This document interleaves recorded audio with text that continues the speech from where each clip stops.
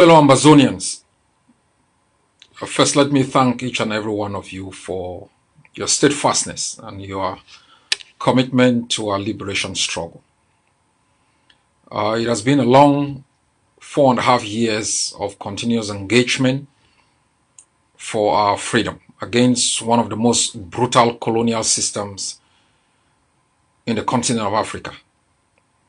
But so far we have been able, through our resilience and our patience and commitment, to undermine to a significant proportion Cameroon's ability to continuously govern us without our consent. In so doing, Cameroon has unleashed one of the most brutal forces into our homeland, whose colonial language is very clear. And in the process also, we continue to lose our loved ones. Families have been going through a lot of pain. Our young men and women are being kidnapped and deported. Some are being disappeared. Some have been summarily executed. Some have been buried in unmarked graves. And families continue to bear the brunt of Cameroon's presence in our country. We have thousands and thousands of our people displaced. Some are in IDP camps. Some have moved into exile into Nigeria, some in Cameroon, and some across the globe, right up to the United States, Mexico, North Africa. And the brutality of the system has undermined the core fabric of our society. And this has been a very painful experience.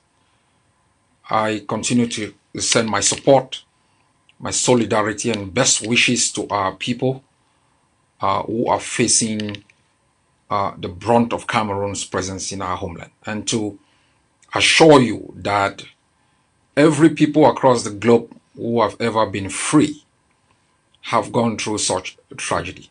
Those who have prevailed are those who have understood the mission, the vision, the reason for which they fight and have never given up. There will be sad days, there will be days of hope and days of despair. But overall, our struggle has maintained a steady rise. Our struggle has been very positive in terms of the achievements that we have made. And I ask each and every one of you to remember those who are locked up in jail, who've lost their liberty in the past 4 years for the sake of a homeland that is yet to be free. I ask all of you to think about the thousands and thousands of young men and women who have spilled their blood for the independence of our country. I want you to remember those who are scattered across in the bushes, women giving birth in the middle of the forest in the name of Ambazonia. I want you to remember the sacrifices that our people have made and to generate the zeal and strength from inside you to know that the alternative is continuous torture, torment from Cameroon, continuous brutalization and arrogance demonstrated in its raw form. As I have said repeatedly, if you look back, the road might be dotted with the bodies of those who have fallen, the tragedies and pain of families. And sometimes you look forward, the road might still look long, but there is hope. There is hope in continuous movement. There is hope in continuous defiance and resilience. We have undermined Cameroon's ability to govern us. It will never restore that system again in our country. We have undermined the ability to continue to sow seeds of tribal wars between our villages. We have undermined the ability of the adults to determine whether we live or die. Their gendarmes to continuously use rape as a form of terror, to continuously brutalize our transporters, collecting bribes on our highways. We have put a dent in their ability to continuously exploit our resources without reciprocating in development. This has been a very painful journey, but like the journey of birth, the time of pain is going to come to an end very soon. And as you have seen across the globe and within the homeland, our people are mobilized, our people are optimistic about their future, and we must remain permanently defiant against the status quo that has denied us for the past 60 years freedom in our country. I will begin this discussion with a couple of comments about some international issues relating to our struggle. The first one is a statement by the U.S. Secretary of State, Mr. Blinken. He met with the French foreign minister, and he made a statement about trying to resolve the conflict in Cameroon in a peaceful way. That's a positive statement, and I welcome that, and I urge the United States and the French in particular to understand that there can be no peace without justice, and justice for Ambazonia is in its liberation from the military occupation of Cameroon. These two countries remain countries built on the basis of the respect for international norms and international law. And there can be no ambiguity about the illegality of Cameroon's presence in our country. There can be no ambiguity in terms of the violation of international norms, the Charter of the United Nations and the Charter of the African Union. It is important that the United States and France understand that the independence of Ambazonia is for the interests of France, is for the interests of the United States, and even for the interests of Cameroon, because present-day Cameroon has been predicated on a utopian quest for the extension of its border beyond independence, and using that excuse, to engage in massive corruption, massive violation of international human rights norms, and destabilization across, the Gulf of Guinea. And it's important that the United States and the French take this into consideration and formulating policies that will, alter, the dynamics in the Gulf of Guinea. It is very critical that the world knows we are on a journey of no return. The conflict cannot be resolved without Ambazonia becoming fully independent and sovereignty transferred to the Ambazonian people. That is a prerequisite for both stability and peace.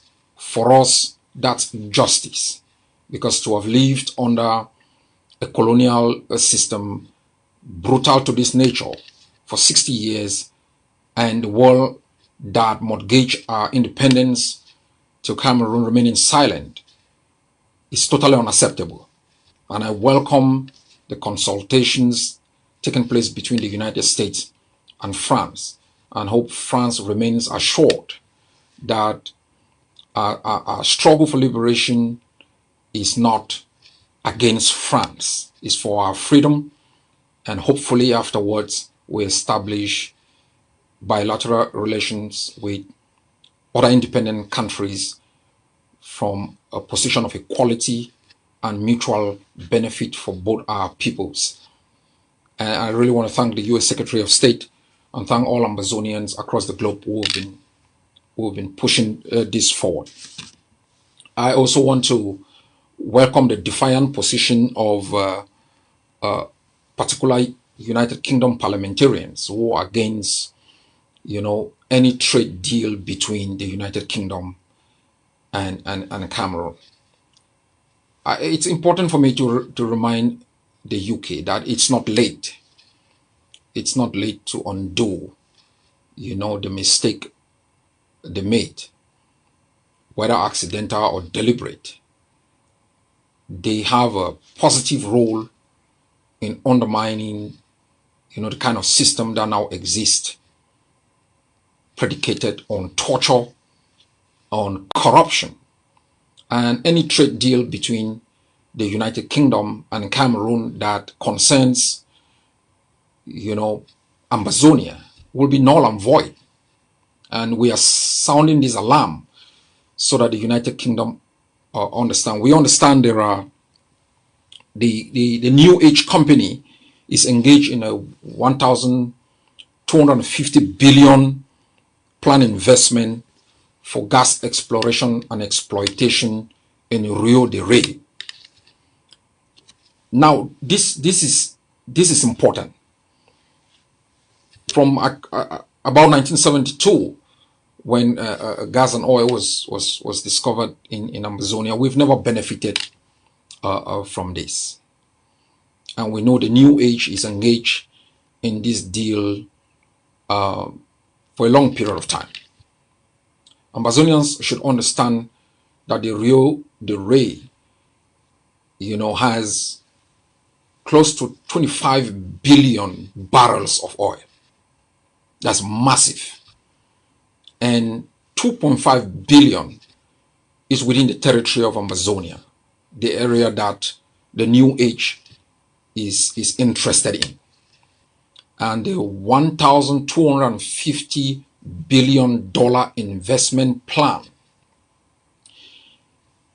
is taking place within an occupied territory. It's like making an investment in an occupied territory within, let's say, Palestine, or within, let's say, Ukraine. And we want to let the United Kingdom understand the following. Most of the investment in exploration and exploitation, ends up, in the pocket of corrupt Cameroon officials. Second, it creates environmental issues that affect Ambazonians, not Cameroonians. And if those who are going to bear the brunt of this investment cannot reap the benefit, it makes virtually no sense. If such an investment is going to be made to fill the pockets of corrupt Cameroon officials, put more money in the treasury to buy more weapons for acts of impunity within Ambazonia, it makes no sense. And we advise the United Kingdom to queue up with US policy within northern Cameroon, making sure that, all US investment in the fight against Boko Haram are not diverted into Ambazonia. But we want to send this message, and my communications team will be sending direct letters to New Age to let them understand that Ambazonia is an occupied territory and they cannot make any investment within our country without having explicit negotiation and authority from us. And we thank the UK parliamentarian who has been campaigning vigorously to make sure such a bilateral agreement does not take place at a time when the world has called on Cameroon, to end its impunity and to engage in meaningful discussion to vacate its presence within our country. We are also informed that the British group, the Jewel Africa, is making an investment of 500 to 900 billion dollars in the development of hydroelectricity within Menchum. We had our electricity at the domestic level. The Menchum 4 can power the whole of West Africa. If an investment is made properly managed, there's accountability. That is a huge resource for the people of Africa, for Ambazonians. And we want to also send a message to the United Kingdom and the Jewel Africa that any investment within Ambazonia must get the consent of our people. The Menchum Fall is a natural reserve for the Ambazonian people, and we will not accept or tolerate a foreign occupying power to engage in any agreement over resources within our territory. These two companies, the New Age and the Jewel Africa, must immediately cease any discussion with Cameroon over resources within the territory of Ambazonia. We will launch an international campaign to name and shame any industry, any company, any country that validates any investment within Ambazonia by negotiating such investment with Cameroon. Ambazonians must know that we have massive reserve of natural resources that, if properly exploited, will change, the lives of our people. What is in Rio de Rey alone will provide for the entire Ambazonian household 120,000 US dollars, or over 60 million amber to every household. Only the oil reserve in Rio de Rey. We have not talked about Tali. We have not talked about other areas around the Bakassi Peninsula. Only Rio de Rey will provide for each Ambazonian, of the 8 million Ambazonia, $15,000 to $16,000, and for each Ambazonian household of 5%, $125,000 per household.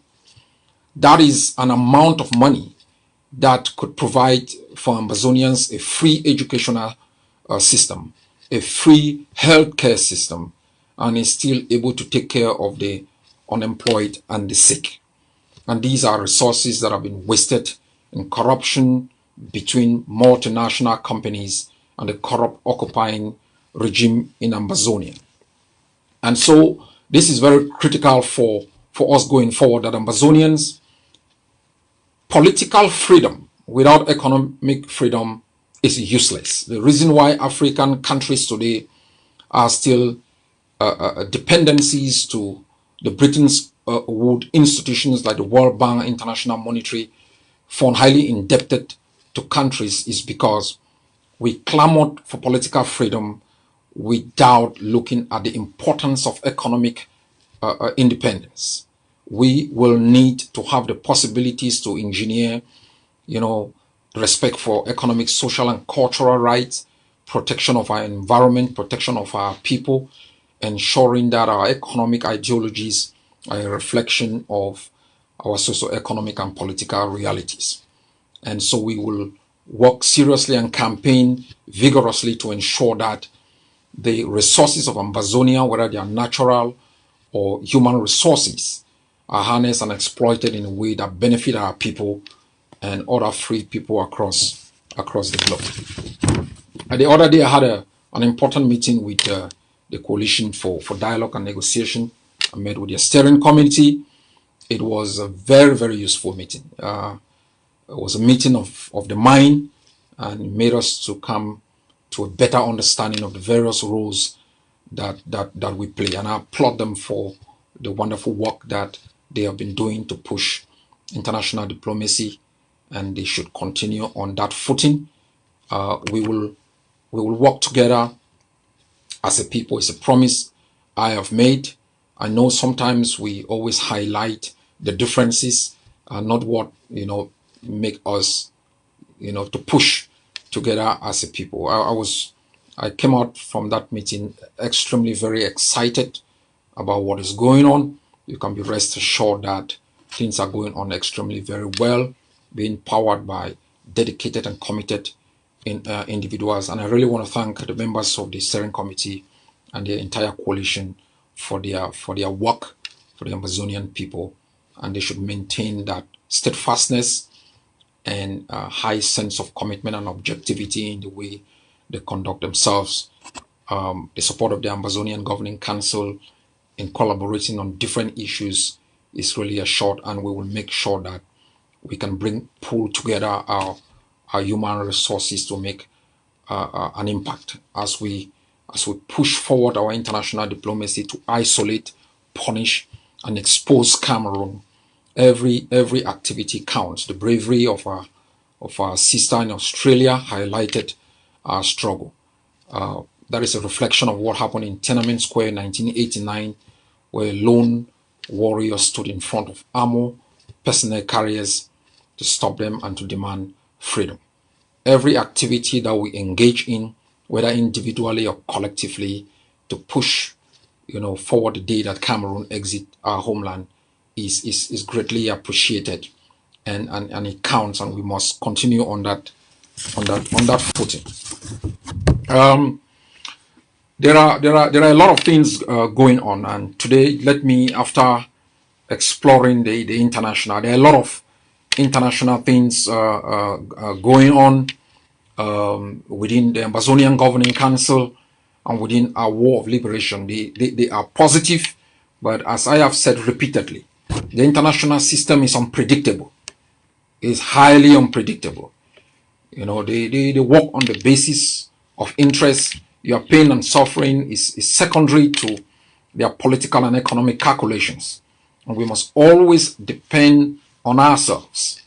Though we are fighting to liberate our homeland and to join the international system, we must count on our own investment in our liberation, but continuously work like we are doing collectively and individually at the international level to prepare our place within the international system, to be accepted as a recognized and independent state, to be treated with respect, and treating our people with dignity. Before I came in here, I was reading a piece from one of our comrades, and who drew my attention to something which I have responded to him, but I would like to talk about that before I move into some domestic issues. He drew my attention to the fact that there is a lot of confusion whether we are fighting for restoration, for it's a war of independence, a war of liberation, or restoration. He concluded that he thinks it's a war of restoration, and I attempted to clarify why it's not a war of restoration. It is not also a war of independence, but I think it's a war of liberation, and this is the reason. An act of restoration is not conducted only by war. What Gorgie did was an act of restoration. When I think in 1984, Cameroon basically renamed itself, La République du Cameroon, and Gorgie declared the restoration of the statehood of Southern Cameroons and named it Ambazonia. The period between 1961 and 1984 could be seen as a period in waiting, that maybe Cameroon, the international system, will get up one morning and realize there is the necessity to implement the premise of UN General Assembly Resolution 1608. And when Cameroon took the brutal step to rename itself the Republic of Cameroon, Gorgie Dinka restored the independence of Ambazonia because it had been held in abeyance to forming a federation with Cameroon. And that act of restoration has been affected. What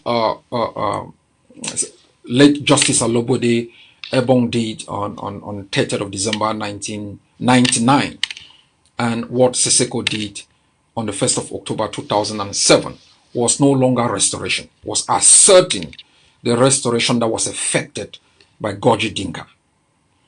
We have restored our independence by the act of restoration done by Gorgie Dinka in 1984. But Ambazonia is still physically occupied. So what we are engaged in is a war of liberation. And that's exactly what I put forward to our comrade. There should be no ambiguity.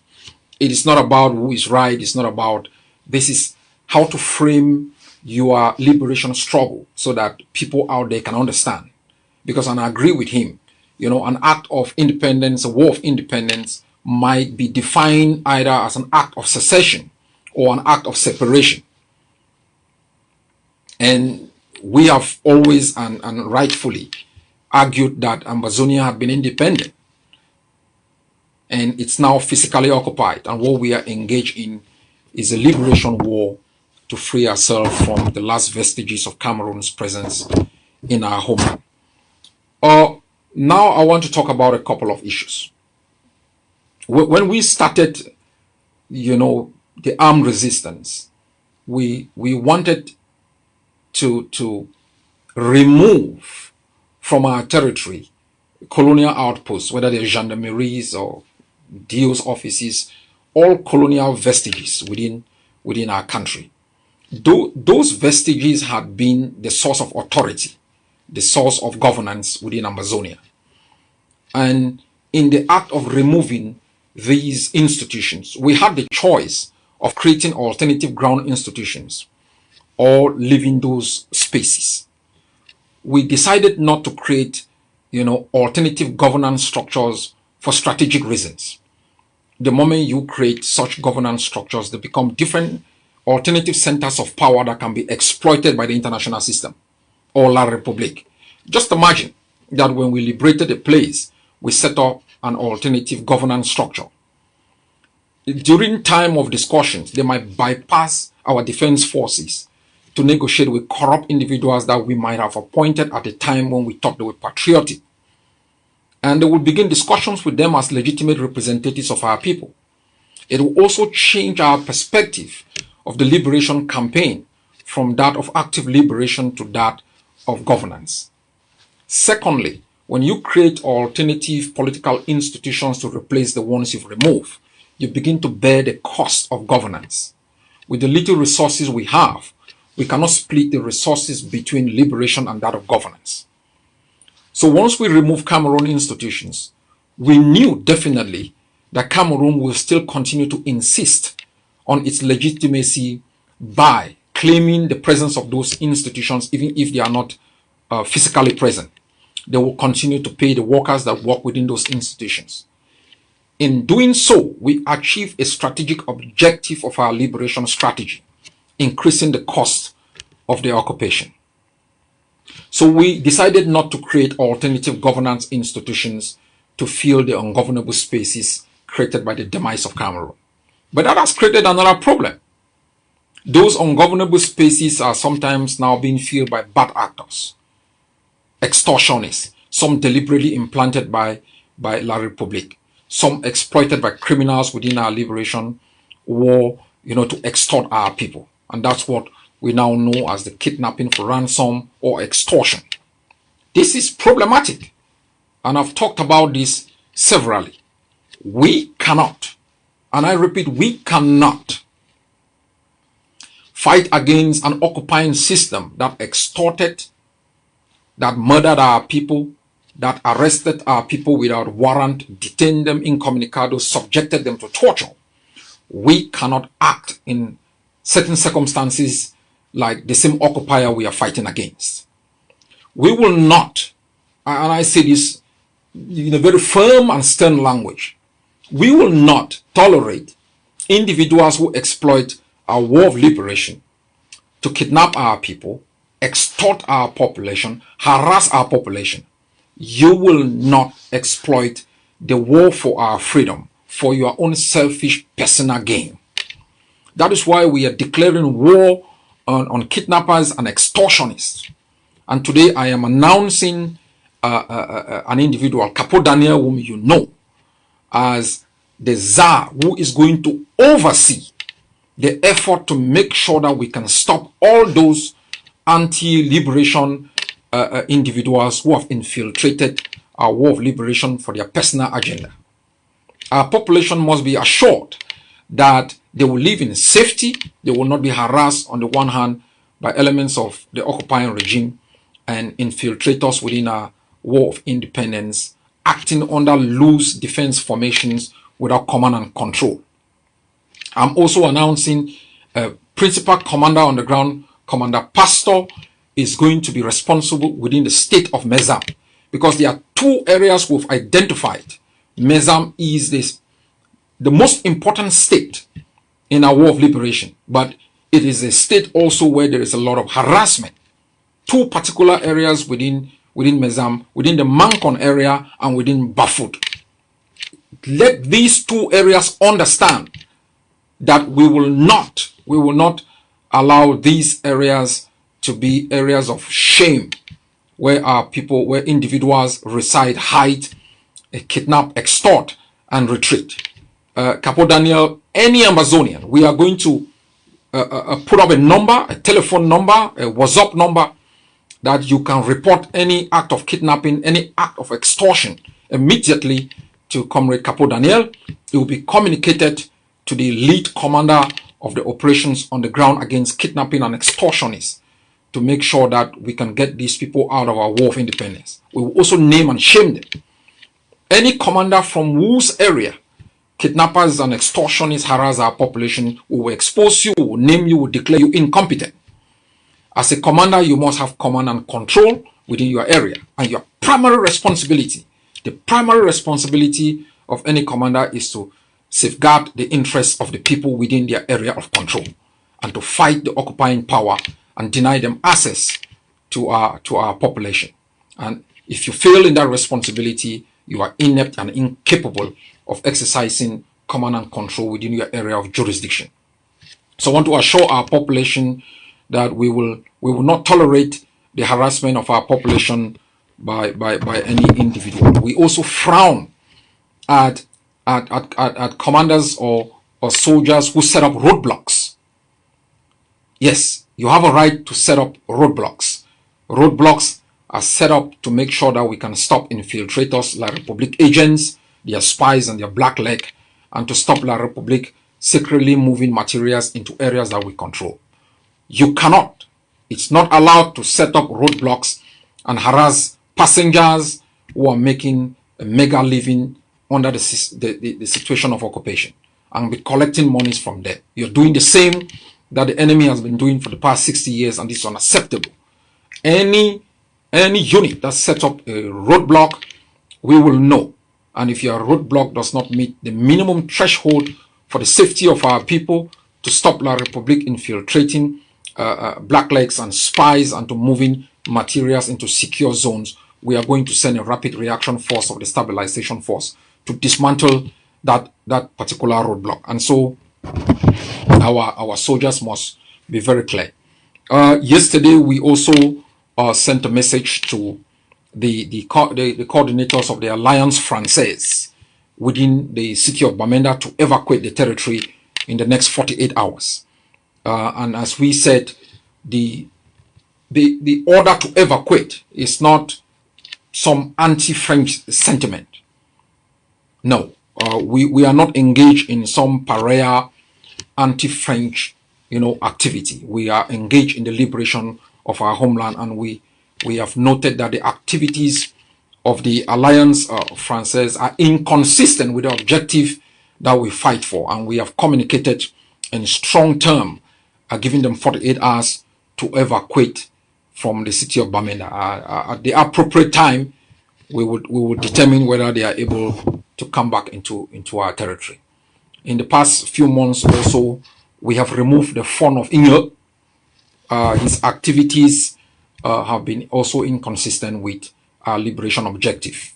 And so the Fon of Inge in the great state of Momo has been dethroned. All the traditional artifacts are being safely protected, and the kingmakers are duly informed, and we're working with them to ensure that there is an orderly transition at this particular moment. Let me also be very clear to Nigeria that your consulate within our territory has not been approved by the Ambazonian leadership, and it's important that Nigeria seeks the consent of Ambazonia in having its consulate within Oya. Now, let me say the following. The concept of statehood within the continent shall never again be predicated on violence, extortion, arbitrary actions, and acts of violence against the people. We will alter the perception of statehood within the continent of Africa. For the past 60 years, and Ambazonians, we have to take this seriously. We've made some mistakes in this liberation war. We assign the tag of heroes anyhow. Anybody who speaks against the French is our hero. Anybody who speaks against the British is our hero. Remember, the heroes of the early 60s, the heroes who fought for independence, denied multipartism in the name of bringing together our various nations and communities, for our independence, for political stability, and against the enemy which they saw as white colonialists from a far distance. We accepted authoritarianism, one-party state system in the name of internal cohesion against enemies whom we had identified as being far away. What did we get in return? Autocracies that were entrenched for 60 years. Entrenched for 60 years. Consequences: denial of economic, social, and cultural rights, civil and political rights, denial of opportunities, politics of violence, governance without consent. Africa will no longer tolerate even Jesus Christ, who reviews the Constitution for their own interest.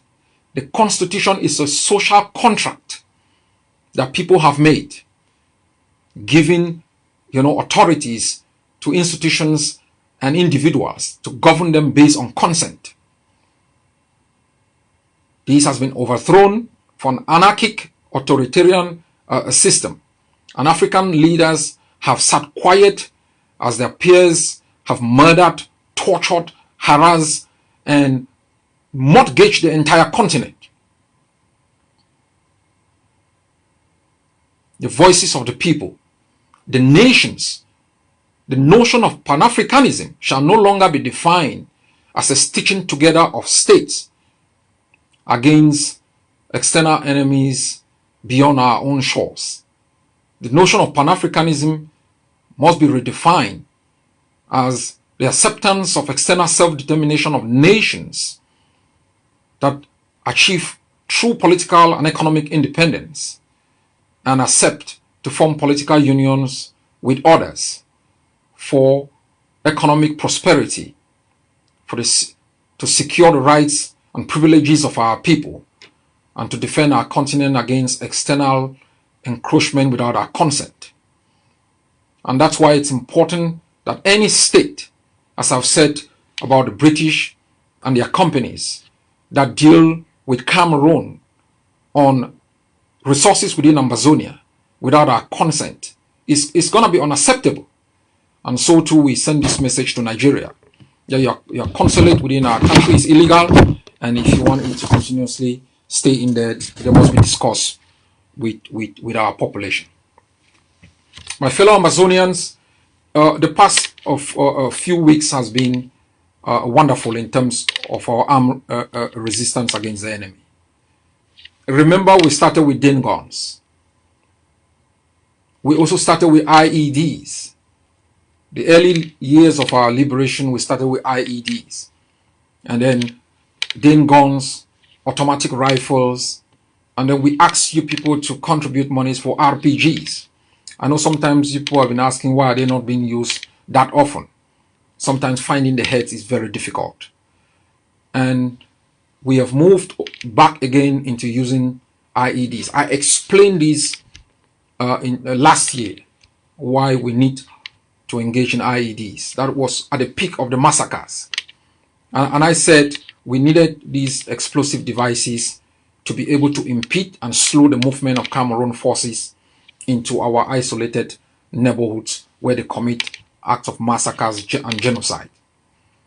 And I call upon you to invest in these armories that will give us, an expanded outreach in terms of the kinds of activities. I'm always very glad that once we initiate these processes, the block-by-block approach takes effect immediately, that all units across the territory see it as effective and they move forward, to begin to strengthen themselves.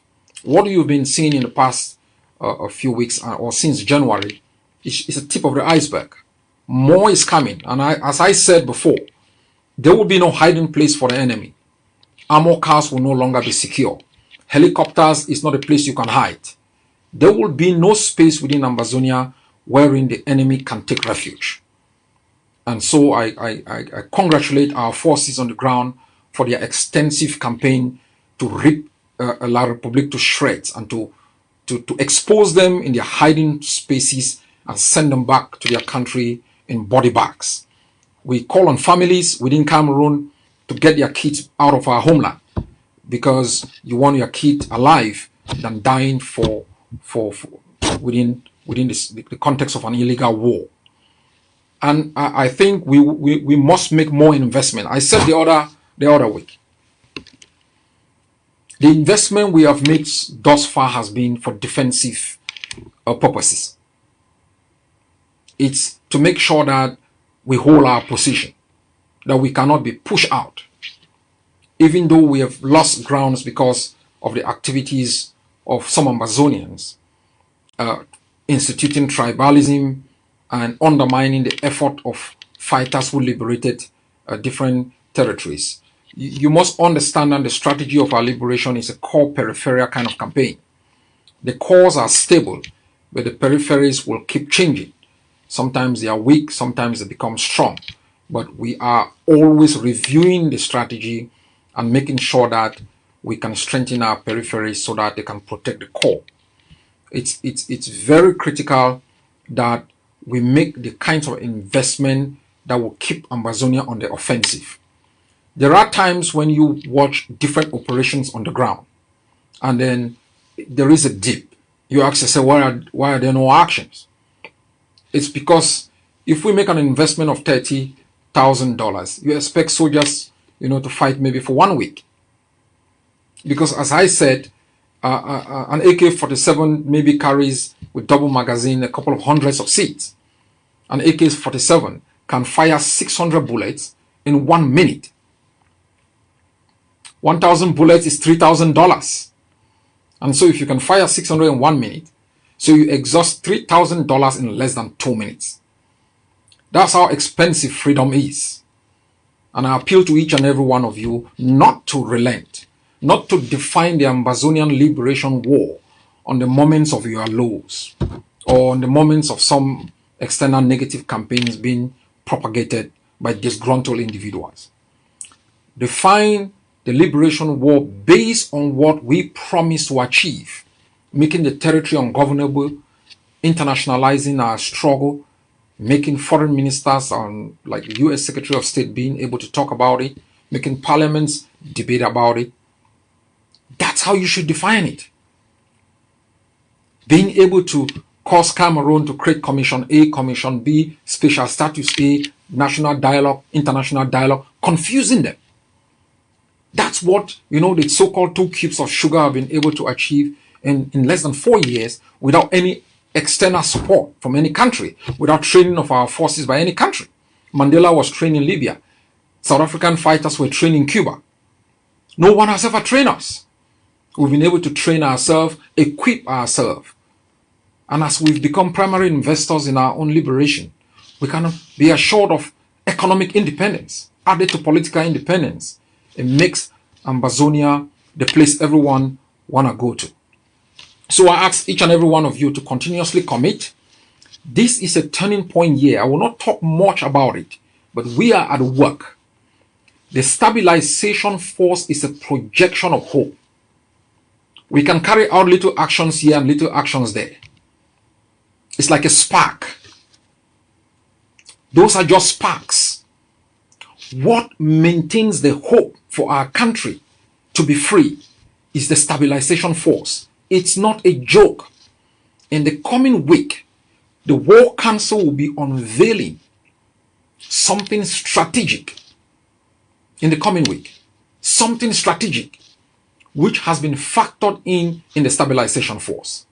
Training is ongoing in different places to make sure we can secure territory, defend it, protect the people within, establish institutions like educational institutions, health institutions, and other institutions that make a nation viable. We cannot simply rely on the sparks. The sparks are meant to undermine the ability of the enemy to function, to undermine the ability of the enemy to claim, control of our territory. But we must secure and we must defend. And that's why on a monthly basis, we are out there mobilizing funds to equip, train, and make sure that we can take whole and secure. And we will continue to do that on a constant basis. Remember, now we're talking about machine guns. It's very critical you understand the transformation and why sometimes we move from one sort of rifles to the next, because it's factored in the National Liberation, Consolidation and Stabilization Plan.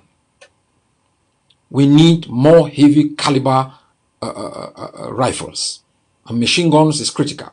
And I'm also glad that each time we introduce these things in the territory, there are independent forces that are able to move quickly to be able to get this. Like our brigade in Alabcam was able to secure one from Gokitungia for no pity. We thank him for some of the things that they have been doing, and we look forward that though there are questions surrounding a couple of things on the ground, we're investigating all of them, and we'll be able to speak with clarity about what is going on.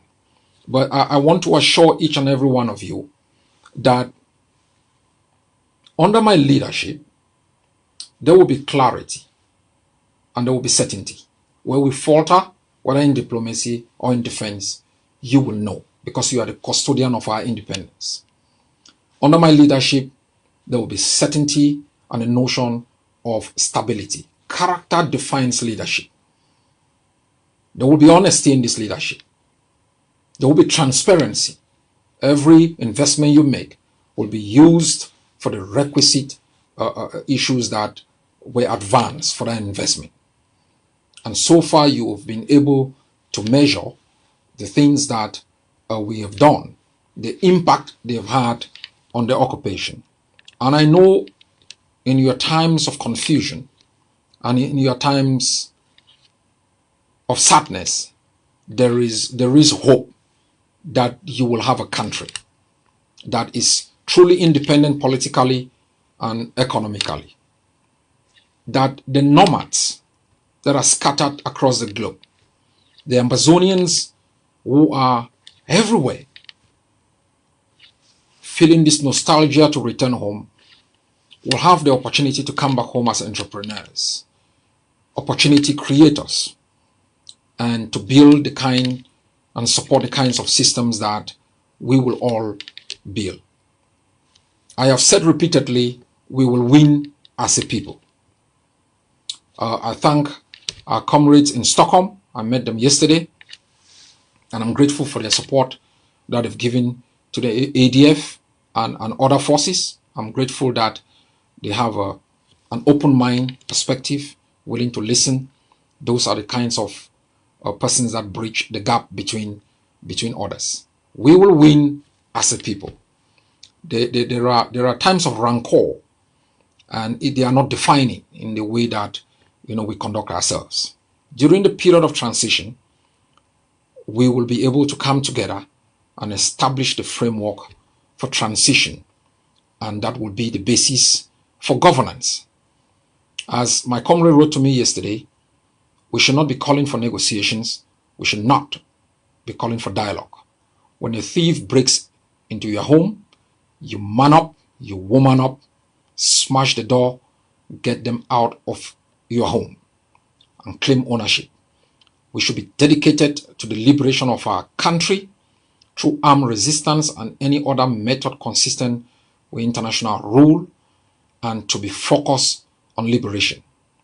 When the time will come, the enemy will talk tail, walk over, surrender, negotiate the terms of their exit, and pay reparation for 60 years of thuggery and killings.